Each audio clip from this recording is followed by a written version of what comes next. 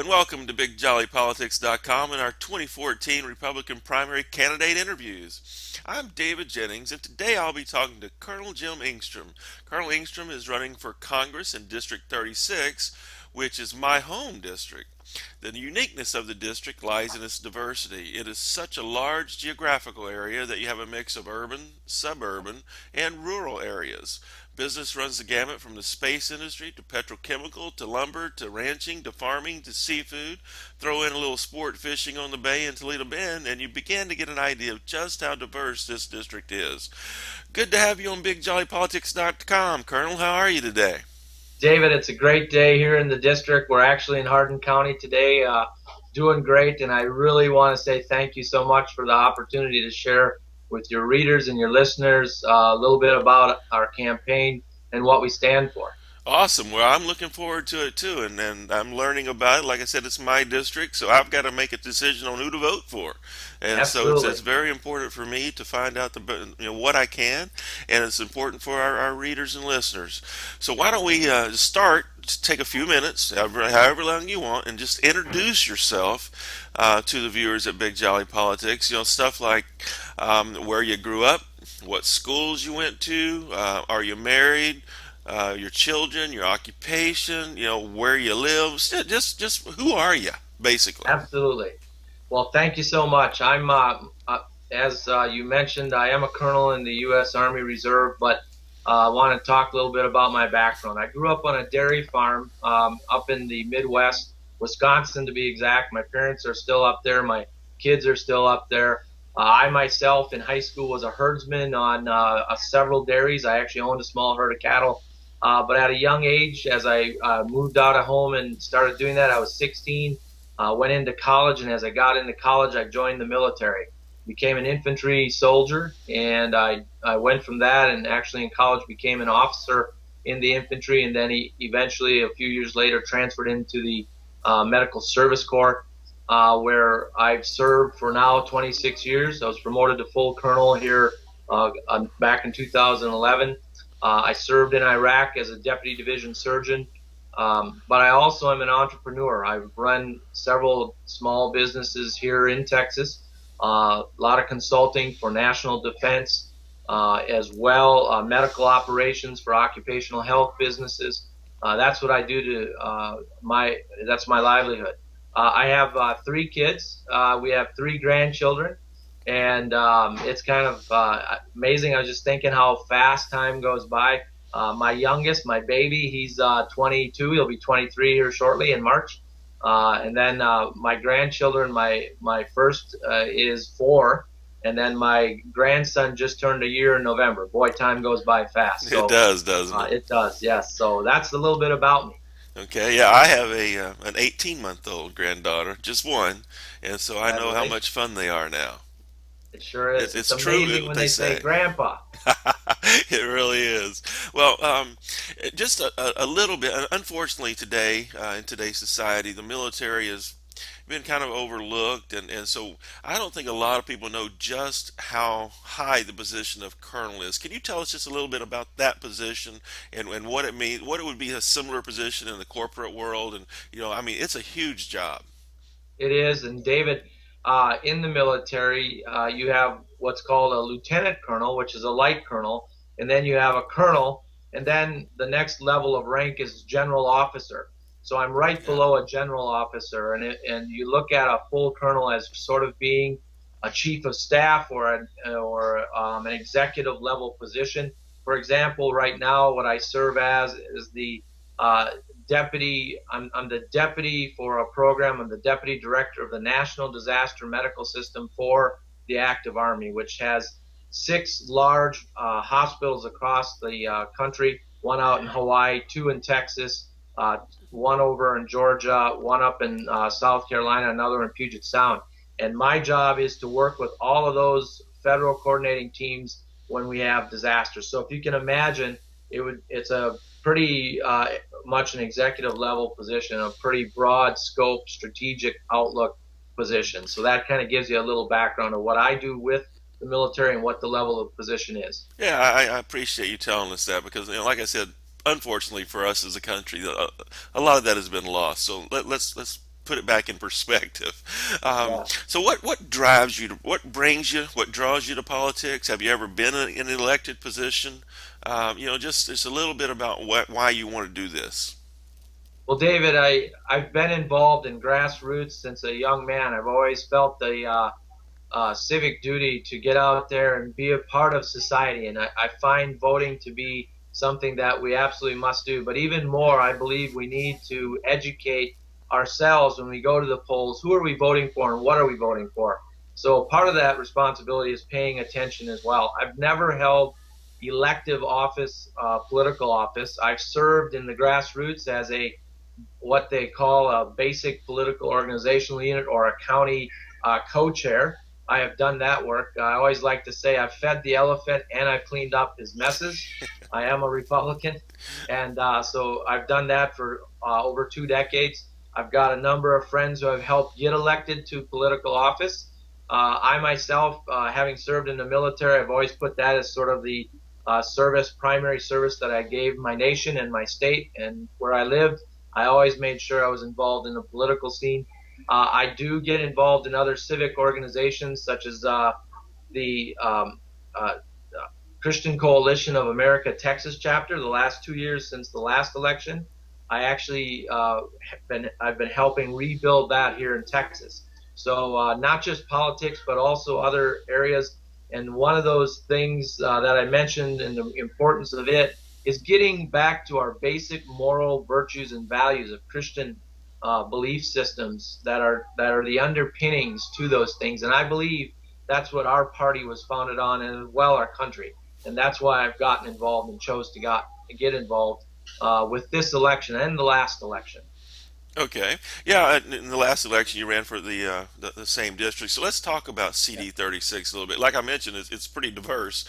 it is. Are there any issues that a voter in way up in East Texas, deep East Texas, would have in common? Like Jasper maybe or Woodville would have in common with somebody say in like Clear Lake, Friendswood, NASA area.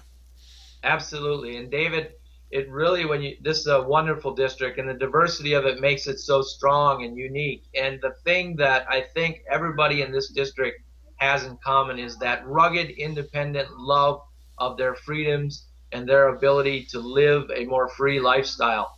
We, I've lived in a lot of places. I've traveled. I've worked all over this great nation, and it is a great nation. And I believe it's been blessed richly by our Lord and Savior. One thing I think I find in Texas that is probably not as pronounced anywhere else is the rugged individualism and the freedoms and the desire to maintain and sustain that. And that's what I believe across this entire district is the coming together point for all people who live here. Okay. So you've touched on a couple of things politically, national wise. What about the district itself? What do you see as you drive around the district? What are some of the challenges facing this specific district in your mind? Well, one of the things that I think is very important, and we talk about it quite a bit in terms of our campaign, and that is the security of our ports. But not only that, how is it going to be affected by some of the legislation at the federal level? Because that's, let's face it, at Congress level, I've got to look at what my impacts can be to help the state and the district. So when we look out there, there's currently a law that has been passed called Bigger Waters. Bigger Waters makes it very, and I live in El Lago, so it's very tough to get insurance. Businesses are having trouble getting insurance just because of the way they've adjusted, the EPA has adjusted what is a floodplain. And that legislation is now making it very unaffordable to insure your business, your home. I believe it needs to be overturned. It's one of the things that I think affects the entire district, especially folks living on the shores. Another area that I think is very much something that I can affect and we need to drive home is the Keystone Pipeline. Why is this president taking 6 years? Well, I'll tell you why. Because it leads into him going ahead and pandering to a base called the environmentalist. And by the way, I believe I'm an environmentalist, a conservationist, but I'm also a very much a believer that you can do both at the same time. We want a port that is safe and secure. Let's face it, a lot of our ports, for example, Los Angeles was bought up by foreign entities.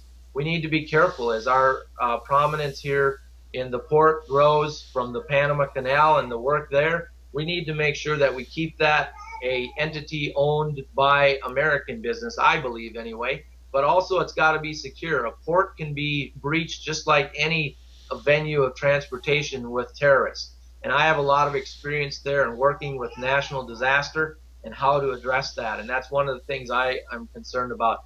But I touched on it just a second ago, but that pipeline coming out of Canada, our great friend to the north, we need to go ahead and approve that. That means thousands of jobs right here in the Houston and in our district, the 36. And I believe that part of the reason that the president hasn't approved it is because he's punishing those who don't agree with him, i.e., us folks here in Texas. Yeah, he seems to have that kind of personality, doesn't he? Yes, it does. Okay, you're running against a very large field of candidates, a dozen of you, I Yeah, believe, right? that's And correct. so, what separates you from the field, and why would somebody vote for you versus one of these 11 others? Well, you touched on it a little bit ago. The great diversity of this district, it's really hard, I think, for the other candidates to sort of put their finger on and say that they can represent all of these great, diverse, different economies and people across our district. I grew up in the agricultural arena, and part of that was timber. We had a great deal of timber in our area. I understand the agricultural community, the rural community. That's where I grew up. But I've also been out and I've served my country. I've served on a disaster reduction board for President Bush. It was a subcommittee. I've had experience there. I've worked in the Pentagon with the National Guard as the chief of medical operations for the Joint Surgeon, and that was all tied to the national disaster planning and response, which is very important here with Hurricane Ike and Gustav. I was a planner for the evacuation of special needs patients. Not only that, but I'm an entrepreneur. I run my own small business. I do consulting. I'm involved in medical operations. As you can see when you look at the medical center down in Houston, lots and lots of medical capacity, and it's growing in the other 9 or 8 counties as well. So the thing that I think I bring to the table is, number one, I've got a broad spectrum of experience. I come from the grassroots. I am a constitutional Christian conservative, which is predominantly the mixture of people we have here as constituents in the district. So I think that's what sets me apart. And I'm not a politician. I'm not a lawyer. We got a lot of them in Congress already. I am a citizen soldier, and I intend to represent the district as a citizen legislature, not a politician who's always in Washington and never coming home. And when I do my campaigning, you can see it. I'm in every county. For example, last time, little old Newton County, we won little old Newton County. Now, most people didn't even bother to go into Newton. We did, and we go everywhere and we talk to everybody. Well, that's awesome. How would people get a hold of your campaign if they wanted to find out more about you, or even perhaps volunteer or contribute money? We always all Awesome. campaigns need money. So tell us how we can get a hold of you. Website, Facebook, Twitter, whatever social media you're using, whatever your preferred route is.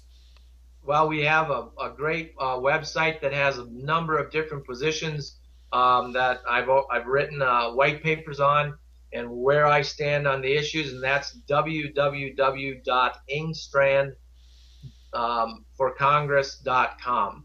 And again, I like to spell my name just because sometimes it gets mixed up. I always say it this Absolutely. way. It helps people remember it. I say Eng, and that's ENG, like the first 3 letters of English, and strand, like strand of hair, like I have none of. So that helps people remember. Engstrandforcongress.com. That's correct. Engstrandforcongress.com. And then we do have a Facebook page, and we're out there blogging a lot or putting on issues and pulling in things that we comment on. And that's Colonel Jim Engstrand for Congress. And you can pull that up and take a look at it as well. Also, calling us, our website does have a phone number. I'm going to go ahead and just read it here to you so we have it. It's This is a campaign office number. It's 972-325-1789, and we take all calls, and usually it's myself or campaign manager who will call you back. All right. Well, Colonel, thanks for joining us today, and certainly best wishes on your race. And folks, that's a wrap. You just heard from the candidate himself. That's what we're trying to bring you here. So stay tuned for more of these candidate interviews on BigJollyPolitics.com, and we will follow up with Colonel Engstrom. Thanks, Colonel. Thank you, David. All Great right. pleasure, and thanks for the opportunity. You bet. Take care.